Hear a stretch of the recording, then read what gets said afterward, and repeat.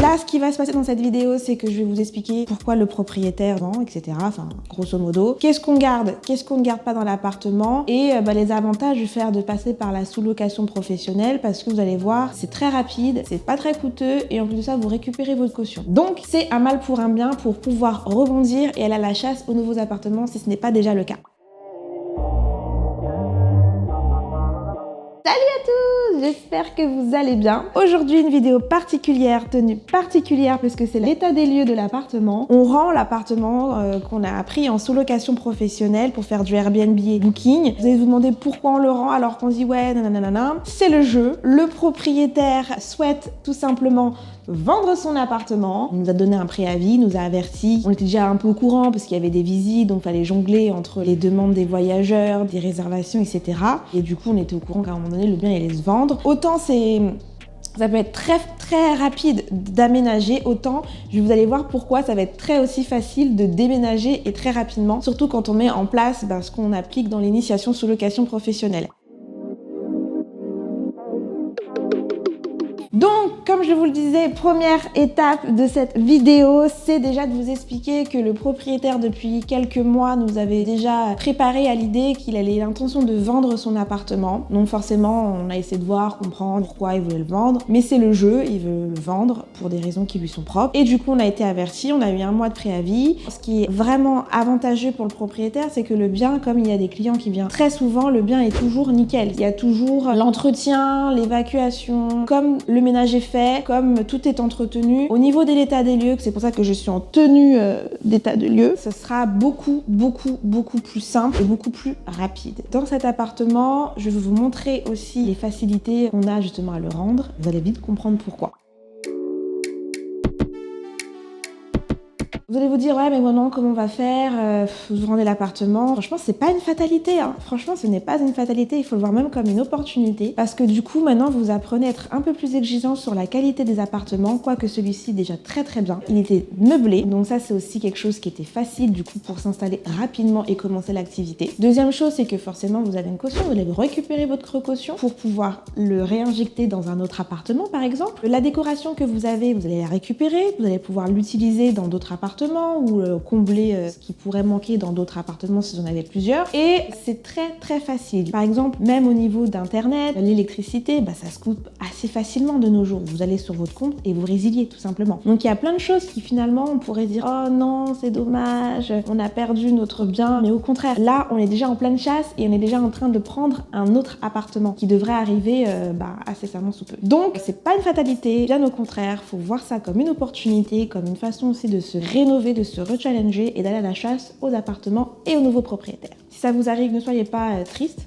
Triste parce que oui, vous avez votre cash qui rentre tous les mois, vous êtes content, vous avez déjà votre organisation. Mais justement, c'est pour ça qu'il faut toujours rester en veille et le chiffre 1 est toujours très dangereux. Donc au début, on va avoir un, mais c'est d'en avoir un deuxième pour justement pas que vous vous retrouvez sans rien, tout simplement. Et surtout, faut pas dormir sur ses lauriers. Et c'est vrai que nous, pendant 3 ans, on a des appartements et là, c'est la première fois en 3 ans qu'on rend un appartement. Donc j'ai envie de vous dire, c'est le jeu. Et si demain on en arrive à en donner un deuxième, et on en trouvera un autre et un autre pour toujours avoir le nombre d'appartements qu'on souhaite en gestion. Donc maintenant on va passer à la deuxième partie de cette vidéo, c'est-à-dire je vais vous montrer tout ce qu'on garde, tout ce qu'on garde pas. Vous allez voir, c'est très simple. Nous sommes dans l'appartement et je vais vous partager tout de suite ce qu'on garde pas. C'est parti. Donc là, clairement, là, ce qu'il y aura à récupérer, ce sera les couteaux, louches, etc. La cafetière, la bouilloire, les petits paniers. De base, de mémoire, il faudrait vraiment que je me note, il y avait des verres, donc après les verres, c'est pas bien grave. Ça, je verrai avec le propriétaire qu'est-ce qui était à lui ou pas, mais ça, c'était à moi. Il y a aussi quelques casseroles, quelques plats que je vais récupérer. La machine à laver, ça, c'était pas à nous, elle était déjà là. Le four, la plaque aussi. Le frigo, c'était déjà là également, la haute, tout ce qui est dans une cuisine, le micro-ondes également. La télévision, ça, on va récupérer avec les 2 box, n'est-ce pas? Le fauteuil était déjà là, la table était déjà là. Moi, je récupère juste mes petites plantes.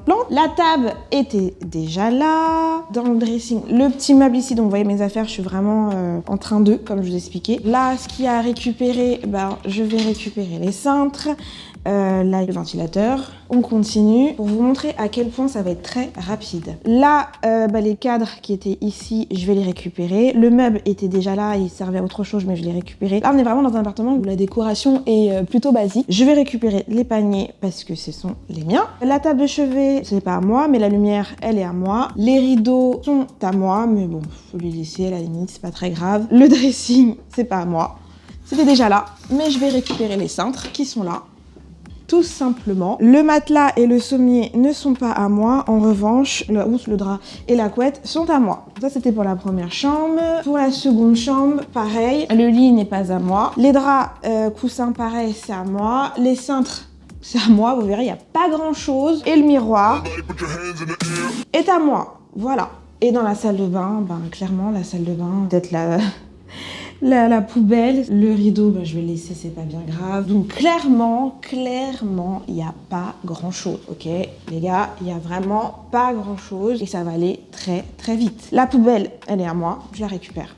Ça coûte cher une poubelle. Je regarde quand même parce que c'est un lit-coffre, canapé-coffre. Et les draps qui sont ici sont à moi. Voilà ce qui est à moi. Donc en gros, ça va me prendre quoi? Ça va me prendre grosso modo 20 minutes à tout rassembler, à mettre dans la voiture. Le ménage a été préalablement fait par la concierge, bien astiqué, bien mis en état, bien propre. Donc du coup, hyper rapide. Je pense que le propriétaire sera content. J'essaierai de voir si j'arrive à faire une petite vidéo pour qu'il me dise l'état des lieux, comment il en a pensé. On va voir. Ça y est, voilà à quoi consiste le déménagement. Voici ce qui a déménagé.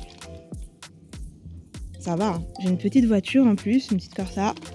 La télé, elle est cachée ici. Donc bien évidemment, les trucs que j'ai jetés, qui servent pas à grand chose. Donc la box. Là en dessous, il y a la télé. Il y a encore quelques petites affaires. Donc voilà, en quoi consiste un déménagement s'il y a un souci.